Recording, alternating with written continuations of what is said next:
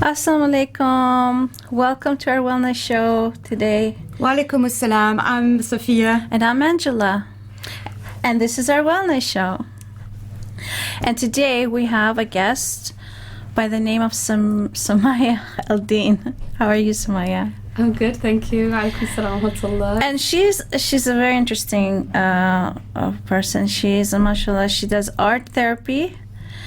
And she has a creative workshop company, society, and then you do pop-up art programs. Yeah, so I have art and wellbeing business. It's called the Creative Society Manchester, and what we do is pop-up art and craft and wellbeing workshops. So when I say pop-up, it means we don't have a venue that we work from ourselves, but we collaborate with lots of great venues in Manchester, where we are able to use the spaces that they provide and kind of connect with their audience as well as ours. And doing that, we get to kind of have our sessions in lots and lots of great venues, meet new people, and, you know, expand our audience a little bit. So we work in places such as cafes, restaurants, libraries, schools, National Trust places. That sounds really interesting that you do that. So what's your background? So by original degree, I'm actually a clinical audiologist, which means I am somebody who tests hearing, and hearing and balance was my kind of profession. So when I graduated from university, I worked in the private sector in corporate audiology, which meant I was managing a branch, and I had like a private client list, and I used to run that branch or a couple of branches in that sector. In the last few years, I decided it was time to do something I really loved. It was a really, really good job, and alhamdulillah, it was a good experience. I don't regret it, but art and creativity is where my passion lies. Mm-hmm. So in the last few years, I decided to retrain and focus my efforts a little bit more on this side of things, and alhamdulillah, so far it's gone really well. MashaAllah. This is really inspiring. I mean, when we prepared the show, we told you we're like your kind of women, Muslim women, you know, really putting themselves out there, breaking some kind of barrier, isn't it? Because you know, we have seen in the past, especially when talking about mental health, there's always a bit of in Islam, you know, kind of, you know, should we really feel mental We health? definitely have in our community misunderstandings about, and a lot of fears around mental health. We will discuss this a little bit more in the second hour. We'll explore that a bit more, kind of the history behind all this. But we thought it would be nice to have you on first, so you can sort of share your experience. So how has this been perceived and received around you? Because from what I understand, you don't just target, you know, work with or go into Muslim centres or with Muslims, but Yep. you, presumably as a Muslim, people Yes. ask you, what do you do? And you're Yes. like, ooh, that's a bit weird. Yeah, so I think in the beginning, so this has been, it was quite a few years in the planning before I actually launched the business. So we launched about a year and a half ago, but up to 2 years before that, I was planning, and I had this vision that I'm going to leave everything I'm doing and I'm going to, you know, go for this business. And I spoke about it with a few people, and I think there was some confusion as to how art and well-being might go together, and how, if it would be something that a Muslim audience would be interested in, because I think perhaps, I don't know, I can't speak for everybody, but I feel like there is, especially people who come to our sessions, when I talk to them, I feel like there's quite a lot of guilt associated with doing something that's purely for well-being, and it might be seen as something a little bit silly and something that it's kind of not a real thing that we need to concentrate on, whereas obviously the evidence shows and all the scientific data shows that your quality of life is vastly improved by spending time on your well-being. So a lot of people come to my sessions and they're like, oh, this is the first time I've done something for myself in such a long time, and it's kind of it's sad, but it's good in some ways because they're provided with a space. I feel like our sessions are a space where people can come and explore parts of their personality or parts of their creativity that they might not have had access to. And as you said, yes, it's not a Muslim-based business, as in it doesn't target a Muslim audience. However, a very large number of our people who come, the ladies who come especially, we've not broken into the male sector enough yet, I think. A large number of ladies who come are Muslim, but we get quite a mixed array of people who come to our sessions. So even if we have Arabic art and Arabic calligraphy sessions, we get non-Muslims who come because they're just really interested in finding out about Arabic art. So they just come themselves. Like it's for everyone, men and women, but mostly women show up. Mostly women show up generally, and they come without their kids. This is not for the kids. This is for that person, the adult, trying to do a wellness activity. Yes. So the majority of classes are for adults, but we do have, during the holidays particularly, I do try every holiday because I do get lots of messages saying, can we do something for the kids? And actually, inshallah, I have an actual course coming up for children soon. But the majority of sessions are for adults, and yes, lots of professional ladies and people who are busy, or even non-professionals, they come and they use that as a little bit of self-care time, which is super important. And you can see people a lot of the time, they come in and they're so nervous and they're like, oh, I'm not an artist, I've not done anything like this before.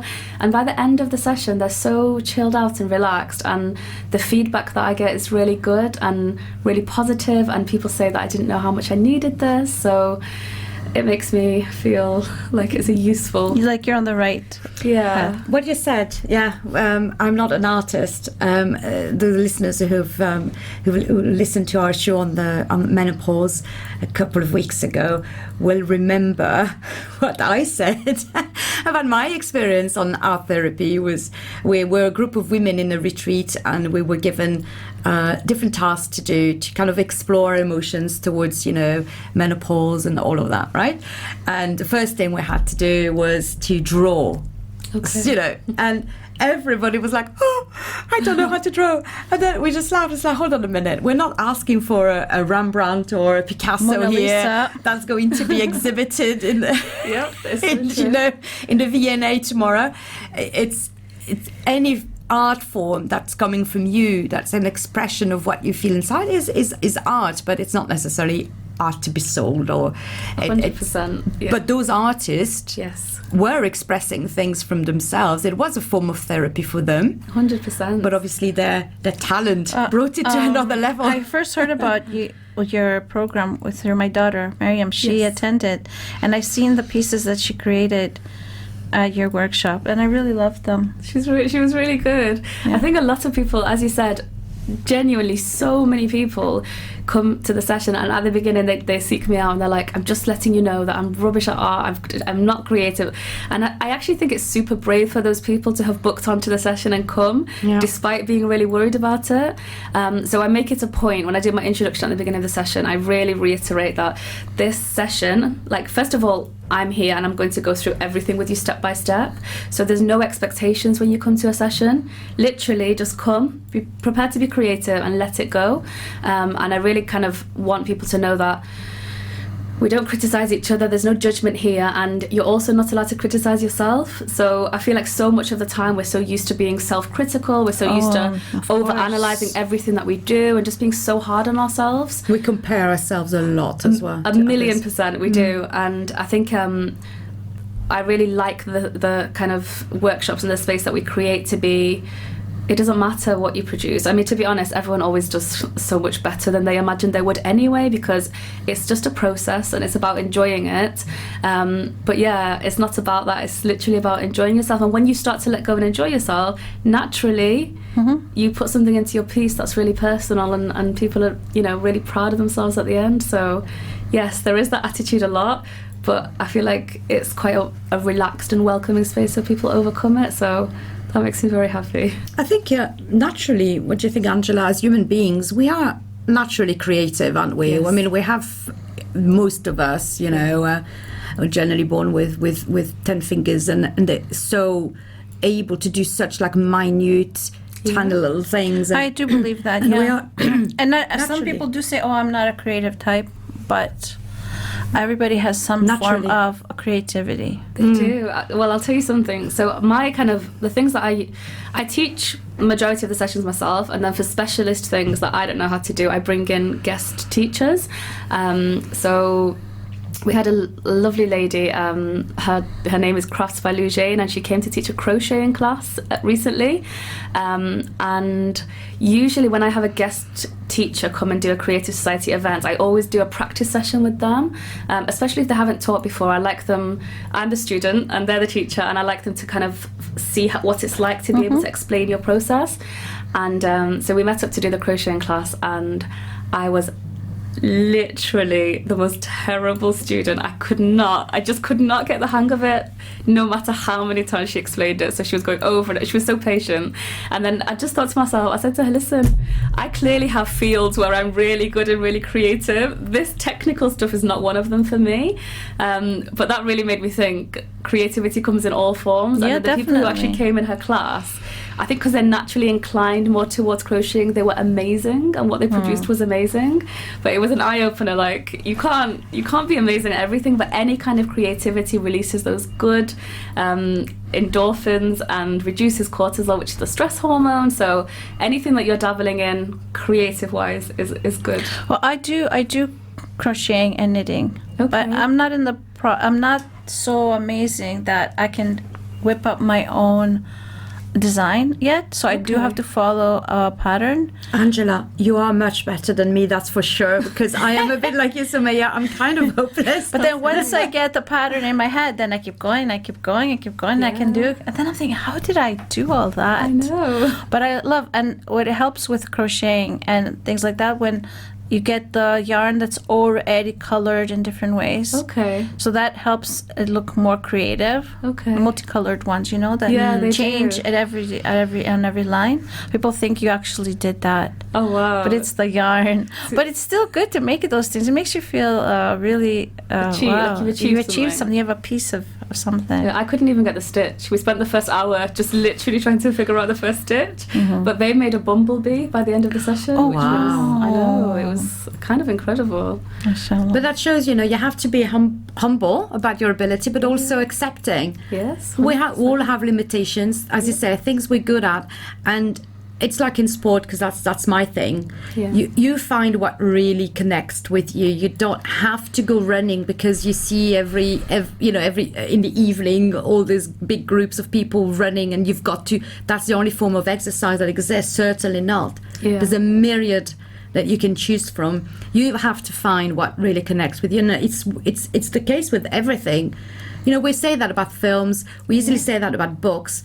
And it's relevant for everything, even for jobs. It's true. Things that you're good at and that you'll enjoy and you're going to be so much better at, and you'll have so much, joy and fulfillment out of it. Yeah, there's definitely certain things that we connect with more, and when you find that thing that's your thing, I think that's like a really good moment, like, oh, you know what, this is my thing, I'm good at it, and you can concentrate your efforts there, because when you try and spread yourself everywhere, which I am guilty of in some ways with this business, because there's so many different facets to it, but creative wise, I know my limitations. So if I'm going to offer a class to my audience, I'm going to offer a class that somebody knows how to do very, very well. So we've had glass painting in the past, which was really, really good. We've had Arabic geometry as well, and then we've had the crocheting.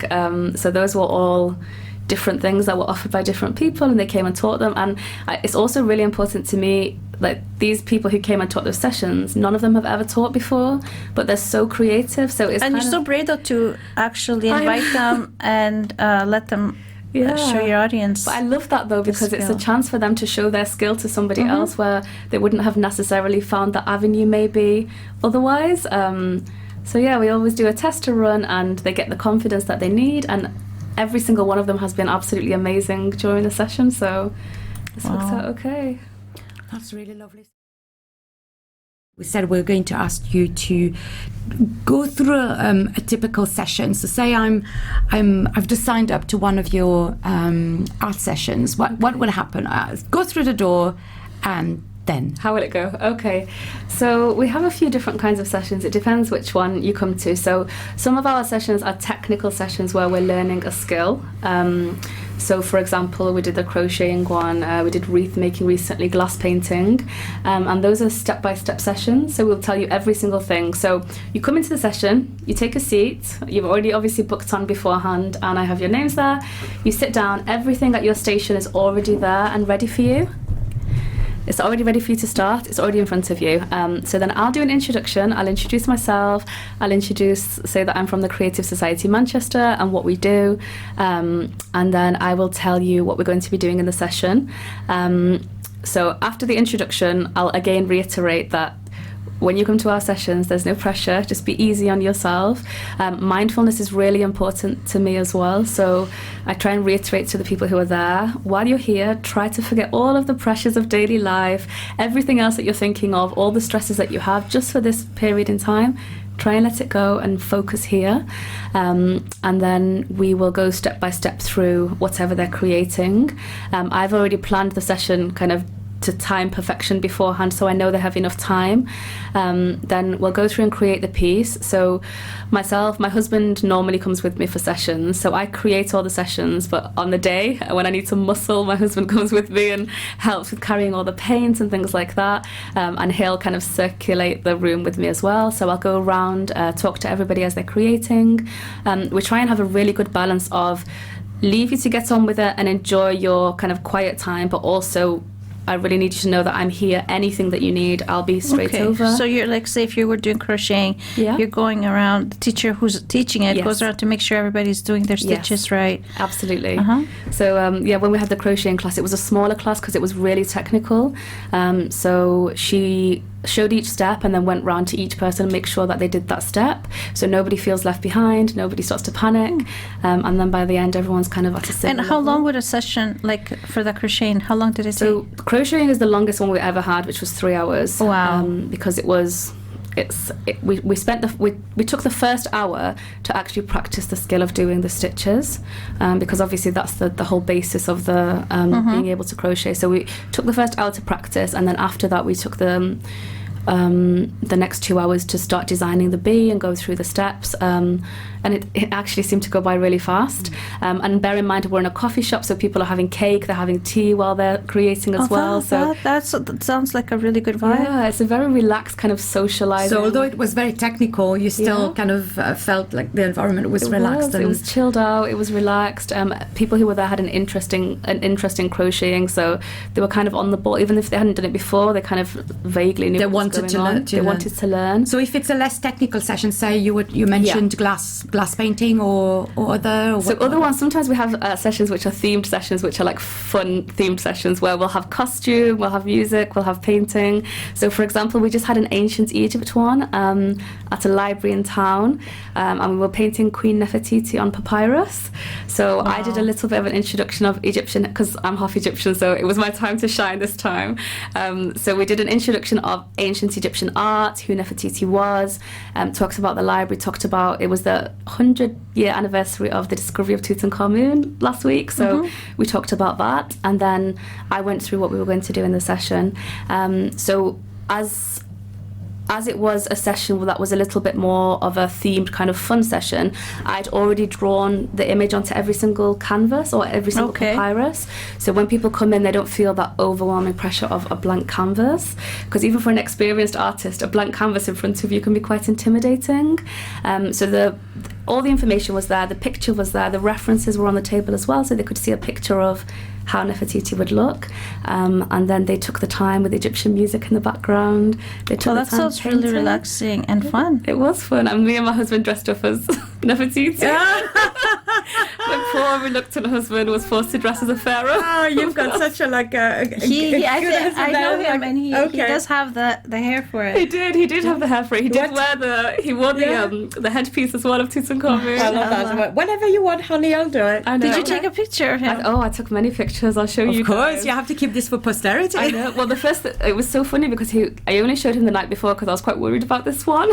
He's been dressed up before as Frankenstein. We've done Wuthering Heights. We've done all kinds of themed events. Harry Potter, Alice in Wonderland.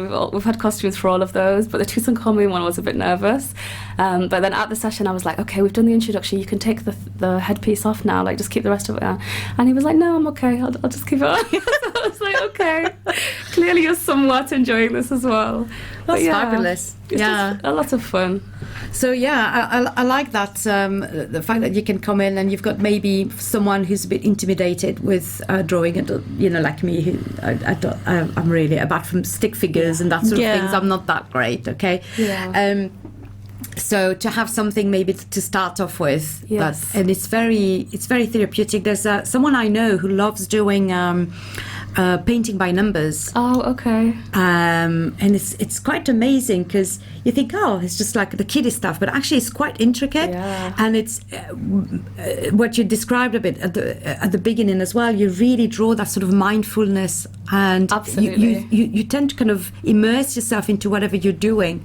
Yes. Some people even could be cooking. It was something like basically you create and you produce. Yeah, you produce something. We've with had ingredients. Yeah, that's absolutely right. So we've had a paint by numbers session before, which was mindful paint by numbers, and again, like, people think, oh, it's that kiddie thing. No, it actually takes it's quite a technical thing, and it takes a lot of time. So in the beginning of that session, it was in a busy cafe, and we did some mindful breathing at the beginning, and then they got on with it. And in the beginning, everyone was chat, and the last half an hour, it was so quiet. You could just hear the music and the fountain, because people were really, really drawn into that, what they were doing, which was, it's exactly what we're after. But what you said before about spaces that people might not necessarily kind of be traditionally welcome in. So, for example, we have lots of Muslim women, hijabi women, and there are spaces that I have my workshops. For example, we had a workshop in Selfridges in Manchester, and they created a space for us, and I thought it was quite amazing, actually, because we had a few sessions there, and a room full of hijabi women in Selfridges sipping mocktails and painting and being in that mindful environment. And the library that I keep mentioning is a private library in town, and it's very I'd say, I don't know how to describe it, it's very, they call it themselves stale, male and pale, because it's older English gentlemen. Usually it's very refined. It's a very posh kind of place. And a number of sessions that we've had like Muslim ladies and Muslim men coming in, and it could be quite intimidating. And I did quite a few reels and talked about it beforehand and said, listen, it's a really welcoming space for everybody. My sessions, wherever they are, they're always welcoming. So it's really nice to see people hang on, like, maybe not necessarily who would have had access to those places before, coming in and trying different places and spaces. And I know for sure in that 215-year history of the library, they've never had Arabic and Egyptian music playing through the system. So I thought that was quite... Well, it sounds like from both sides, the ones who are making the space, opening the space, they're taking a chance, they're doing something brave for themselves. And then the ones who are coming, who've never been to such a space, they're also taking a chance. So people are want to try new things and want to be more open. Yep. I think mashallah. I think the places that we work with, so most of the time they contact us and ask us, and sometimes I'll see a really good place and I say to them, have you done a session before? But they're really happy to kind of diversify the audience a little bit, and just get new people and kind of expose. So if I do a session somewhere, I'll talk about that session on my social media, and then they'll post about my session on their social media. So we both kind of... So it's like a collab or something. Yeah, it's like a collab. So we get access to different audiences, which is, it's really good. That's really good. So have you had like a moment or like a particular person, obviously without mentioning names or details, whatever, but like a moment where you thought, yeah, I'm definitely doing the right thing, because there's been such a breakthrough there, something more than just, oh, I'm enjoying this, it's mindfulness, something like more maybe deeper emotionally that happened. Do you have a story like this? I do. I actually have a number of stories like that, because for every session I've ever done so far, I offer a couple of free tickets. So obviously my sessions are paid, because this is my full-time job, but I always offer a couple of free tickets for people who struggle with anxiety or depression or any kind of, I'd say, any type of mental struggles or financial struggles. So very often people who have really struggled with anxiety will message me about coming to a session, and for a while before they come, I'll explain, I'll go through it, I'll make sure that they're really reassured, because they can get really panicky, and then I'll tell them how it's going to go, I'll tell them where they can sit. So I spend a lot of time talking to people because I really want it to be accessible, and a number of people have come, and the messages that they send me afterwards are so moving, and it seems like such a small thing for me to do, and it makes such a big impact on somebody who I feel very often we don't know what people are going through. And you know, they've messaged me saying it's the first time I've been out in 2 years, or it's the first time I've spoken to somebody in a, you know, like really moving messages, and you know, thanking me and things like that, which it kind of makes it all worth it to me. So yeah, I'd say messages I have afterwards that tell me about the impact that it's had on people, I think are a huge boost to keep going. And you might also get the old one who say, I'm fine, everything's fine, I don't have a problem, I just go in for, and then they're like, oh my God, what was that? What did I just produce? Yeah, we've had a lot of those, and we've had people all the way through the session. They've been like, oh, I can't do this, it's rubbish, I shouldn't, you know, I'm not an artist. And then at the end they're like, oh my gosh, they're quite produced, and they're so proud of themselves. And you know, I really love children's sessions. We don't get to do as many because of the holidays and timings and things, but when children come in and they're super shy at the beginning and they're really doubting themselves, and then we spend a couple of hours and we're all chatting and reassuring, and we make it a really fun environment, and then they come up to me at the end and show me their pictures, and they're so proud of themselves, and I don't know, it just feels like a little breakthrough moment at the end of each session. Well, with the kids sessions, how does it work? How do you have an idea in mind, or do you give them free? No, we have an idea. So it's usually themed. So in the holidays, we try and have a mixed adult and kids session. So for example, this holiday just gone by, we had a Harry Potter session. So parents and kids can come together. So there's one price for parents, one price for kids. And again, we encourage them to, you know, dress up, come, it's going to be like this, and we tell them everything that's their costume and the art. And when they come, we give them the outline, but then we really encourage them to add your own creativity. So we won't ever say, this is a picture, do it like this. It's really, really important to say, do it however you like. Take my bit of inspiration that I've drawn, and then whatever you create, put your own touches to it. And some of the things that the kids come out with are absolutely amazing. Like, it's shocking, like so good. So they get to kind of express themselves, but they've always got that template. So yeah, there's never just paint anything. It's always kind of a little bit of a theme that we're working around. To be honest, I'm really tempted, because Angela, you have been doing quite a lot in terms of your creative. You mentioned your crochet, but there's other things you've been trying. I tried different things: knitting, crocheting. I self-taught, by the way, because I didn't know anyone who was doing it. I've tried felting, but that's more technical. So I've done only one thing: soap making, and I'm sure other things. Well, okay, baking can be creative. So baking, I love baking, but I've backed down on it for a bit. But it feels so good to create something. Yeah. Like you make something. Like when I made my first Barbie cake. Oh wow, you did one time ages ago. Oh my god, I was so happy. Like to. They look so good as well. Yeah. And it's not as easy as it looks, actually. Yeah, I mean, what is a Barbie cake? So you make the dress. You make the dress like you use a bowl when you make the cake, right? You make the bowl, and then once it's cooked, so you have to find a doll too. You have to find a doll that and then when it's baked, you wrap the doll in cling film, and you put her in the middle, like you make a hole and you put it in. So yes, and I see. So the cake is the and dress. Then the dress is the cake. And then you decorate the way you want. Now, at that time, I remember I learned a lot of things. How to make Italian buttercream. Wow. I taught myself how to do all those things. So it wasn't this amazing product. And I'm not very good at fine motor details. Yeah. But still, I made it. I think that's what amazed me. Because my only really... Okay, I always say I'm not creative. No, I know I am creative, but... I sometimes struggle to create things. So, for instance, baking is for me. I can do baking. I love baking, but it's not going to look any fancy. Oh, I see. But I love the one that's perfect. it's people who have a lot of practice. So it's not something you can't learn. You can learn anything. You just have to keep practicing at it, then you become better at it. Yeah, but also I think as I was saying earlier, you've got to find something that really connects with you. I love baking for the cake and everything, but it doesn't have to really be fancy. Yeah. But for instance, knitting, I really wanted to learn, so I started learning, like you, YouTube, and then a friend I think showed me the road, sort of basic startup point, and then I made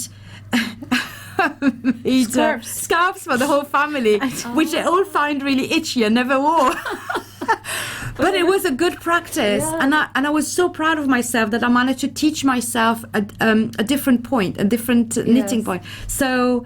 Yeah, there are a few things that I managed, but to go back to the retreat I was in, and I mentioned in our show as well, on a previous show on menopause, the process of, as even if you're not there to produce anything that looks like anything, because to be honest, at some point we were given just a blob of clay. Yes. I said, just do whatever. Yeah. Okay, but it had to be, as I said, like having a theme is a good starting point, so you just don't go all over the show. It's like, okay, the theme was representing what we felt about the menopause, and some it was just basically they started trying to shape something, and then they made they kind of destroyed it, made little blobs, and it was basically the end. And she was like, oh no, this is horrible. No, that's your expression of how you feel with the clay, and it does represent something. Yes, it's not art you're going to sell necessarily, but that wasn't the point anyway. Yeah. And me being who I am, quite technical, it has to look like this, a bit French, it has to be perfect, comme il faut, etc. It was really all nice and smooth, and it had this, it had that, and all of the little pieces could. But they were not like amazing pieces of pottery. Yeah, it doesn't matter. That's not the point. Exactly. The point is the process. But it was interesting to see how everyone, the different expressions, had produced something. Yeah.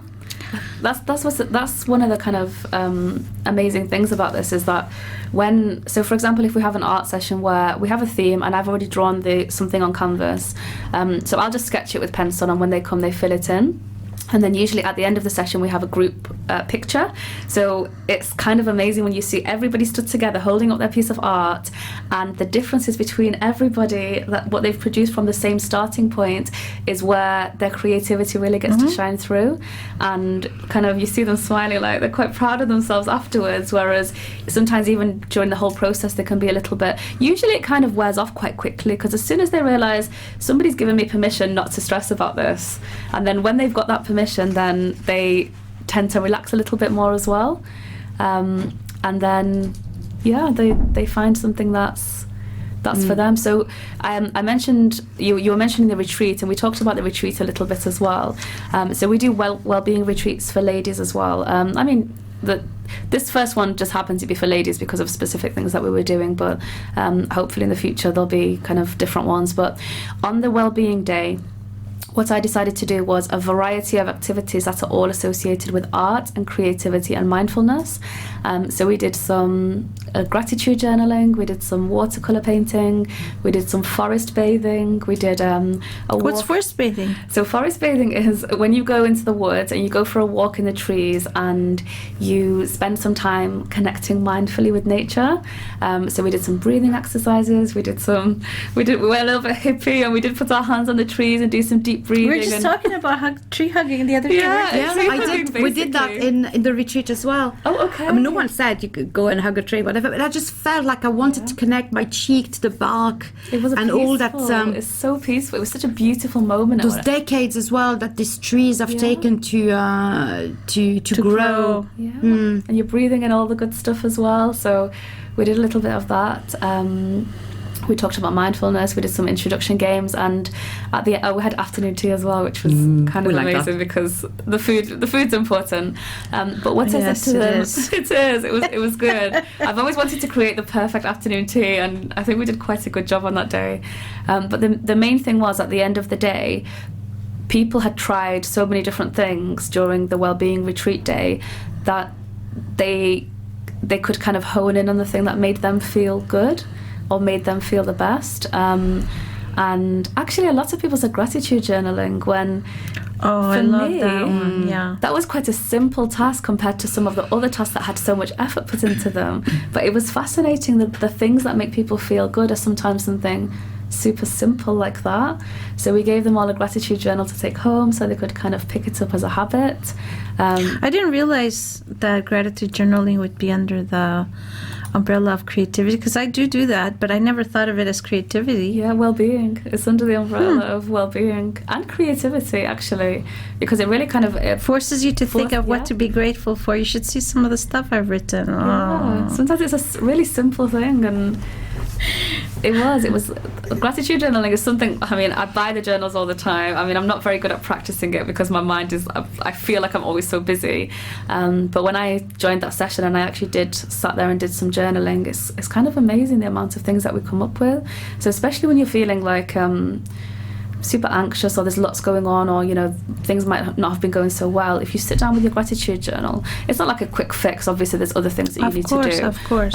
but it does kind of help to center your mind a little bit and bring you back to, there are things I'm struggling with, but there are also things I'm really grateful for, so it helps. In the stresses of life, you do tend to forget those things, definitely. I have to say, after this interview, I feel like I am a creative person. I never You are a creative I've person. never thought of myself. You are, right? definitely. I thought, wow, what is that? A creativity activity? Yeah, thank you. Yeah, it's You just a mind. made me see me That's okay. me in a different light. You are a creative person. I think we all have creativity inside us. It's just whether we kind of give ourselves permission to allow ourselves to use that label, or to kind of notice that creativity comes in different forms. It's not just painting, or it's not just I get so many ideas to do, like so many things to try. I have a running list of new creativity things to do, but the only thing is, each activity requires equipment, and that's what's probably stopping me a lot of the time. Is like, I want to do pottery, so that requires to go to a class. I'm not going to buy the pottery wheel, or We have a though pottery I've class known to coming do up, crazy actually. stuff, or weaving to get the Yeah. big loom. The other one is, they cut these little pieces and they put them in a picture. I forget what it's called. I can only think of it in Greek. But anyways, you make a picture with little Okay. pieces of ceramic. Mosaic. Mosaic, yeah, I keep Okay. forgetting that Now, word. what is the Greek word? Mosaico. There you go. I couldn't remember just now on the radio. But it's so every one of those things is expensive, I'm the right? opposite of you. I buy all of the stuff and think I'll use it one day, and it's No, I have done it. Just depends on the craft. Like Yeah. some things are way more expensive. So I have they like are. boxes of, this is for knitting, this is for crocheting, or this is for my soap making. But there's only so much space in the house Oh, absolutely. for all your Yes. creative ideas. I have the second living room in our house is literally floor to ceiling filled with creative endeavors. And when I see something, I think, I want to get a loom, but there's no space in the house loom to is get a big, loom, isn't right? it? It needs its own dedicated Yeah. space.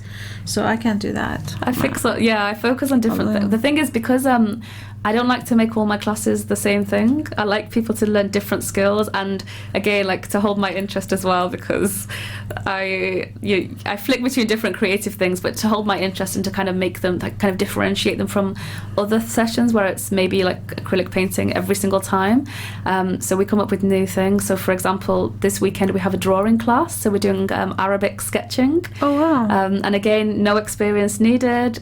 We're doing it in town in a cafe where there's an Arabic section. So give us more details now. Yes, that you're on please. air. Maybe we'll come. So on Sunday, there's a place in town called Chapter One Books, and it's a bookshop cafe. And inside the cafe, there's an Arabic installation called Gulf, and they do Arabic coffee and tea and dates and snacks and How parathas come? and things. We have to We've see not it. been there yet. I'll send you the details. That would give me ideas for something I have in mind for. So in how the future, anyone yeah. as excited as us to hear that? So how if can you we go join? on our Instagram is probably the main place where we have all our new classes, we have all our pictures, and it's Creative Society Manchester. So it's just at Creative Society Manchester on Instagram. So that we So have it's just Facebook. one word, at Creative Yep, Society, Manchester. And Easy. all of our classes will come up there. Our website is creativesocietymanchester.co.uk. So our sessions will be on there. And that's kind of a still life drawing. So not to be confused with life drawing. This is still life. So the theme I've decided to do with this one, which we've done before, is Arabic sketching. So I bring a big collection of lamps and all different Arabic ornaments, and then I go through step by step with little drawing exercises. So again, absolutely no drawing expertise required, no previous drawing. When you come, I'll give you all your resources and then I'll explain. And we actually do quite fun exercises. So we do like step 1, we're going to do this, then close your eyes and we'll do some mindful drawing, things like that. So we actually have 2 sessions on Sunday. We have a Riva Sisters lady group who are taking up the morning session, and then in the afternoon we have like an open session where anybody can come. So yeah, it was really fun last time, so we're repeating that one. Just to tell us for those of us and listeners and our listeners who don't know, what's the difference between still life and life? So life drawing is usually new to people. Is that what it is? Yeah. Usually, I didn't know. life drawing is that. Wow. Still life is kind of usually objects. Ah, so right. we're going to be drawing objects. Yes, definitely. So yeah, we've got like just a whole array of Arabic artifacts that I've picked up from all, like so many different Arab countries around the world. So we'll have lamps and tables and different decorations, and we bring that in, and then I set that all up, and then when people come into if you have a look on chapter 1 or Gulf. It's called Gulf_Manchester on Instagram. Can you spell Gulf? GULF. Oh, Gulf. Yeah, so it's from the Gulf. So they have their really cool space where it's all you're all seated on the floor, on those Arabic kind of cushions. So we go in there, we sit down, I give you your paper and your pencils, and then we go through all the exercises. So yeah, that's I don't know why I started talking about it, but it's that's coming up this Sunday, and It was because you were talking about how all of the different things that you were offering, that's and true. that's the sort of the newest thing. This is the current one. So yeah, we no skill needed. Anyone can come to that. So yeah, we usually publicise I publicise my events on Instagram, on the website, and on Facebook. But Instagram is probably the main way because there's so much going on. For example, last week we had 3 sessions in a weekend, which were all completely different things. That is very busy. Very busy weekend. It was busy. One of them was in Wales as well, so Wow. it was crazy. We had one at the university, and then we had one at the library all over the weekend. That's brilliant. Yeah, it is. And I suspect there are not that many sessions like this going around, so you must be quite in demand. Or Yes. is it building up? I'm very lucky. No, it's. I'm very lucky to say that from the beginning it has been quite popular, and the sessions do tend to fill up. The caveat to that is that because I come up with completely new sessions sometimes where they literally just come out of my brain and I decide to make it into a session. So sometimes people are a little bit, oh, this is interesting, should I do it? But alhamdulillah, like everything that we've had so far in the last year and a half or so has sold out. You must have your own regulars as well, I suppose. I do. People I have some incredible people. I have a lady who has come to the last 4 sessions in a row, and she's coming back on Sunday. So love to you. Love to all the people who come back again and again, because obviously without them, like, they're the heart of the business for me, the audience and the people who come back. And that's really good. Yeah. So just repeat briefly your Instagram at. Yes, so it's at Creative Society Manchester. Perfect. And it's got a blue and a gold logo, and you'll see everything. Thank you there. for coming. My pleasure. Sumeyah, we're going to try and have you again. Inshallah, that would be lovely.